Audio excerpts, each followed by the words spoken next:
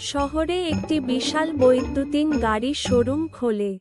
গার্গুইলি একবার দেখার জন্য অনেকে শোরুমে ভিড় করেছিলেন। রিচার্ড এবং কেভিনও একটি দর্শন দিয়েছেন। রিচার্ড টেস্ট ড্রাইভের জন্য গাড়াতে ডুব দেয় এবং হঠাৎ সবকিছু অন্ধকার হয়ে যায়। আলো ফিরে এলে রিচার্ডকে গাড়ির ভিতরে মৃত অবস্থায় পাওয়া যায়।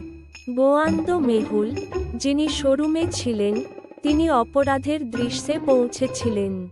পরিদর্শন করার পরে মেহুল তিনজন সন্দেহভাজনকে শনাক্ত করে।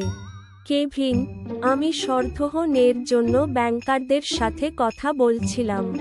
ম্যানেজার, স্যার, আমি রিচার্ড স্যারকে গাড়ি মূল্য নির্ধারণের বিষয়ে জানিয়েছিলাম এবং অন্য গ্রাহকের দিকে তাকিয়েছিলাম।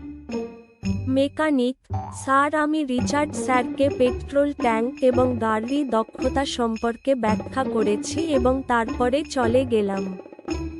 তাদের বক্তব্য বিশ্লেষণ করে, আপনি কি অনুমান করতে পারেন যে হত্যাকারী কে?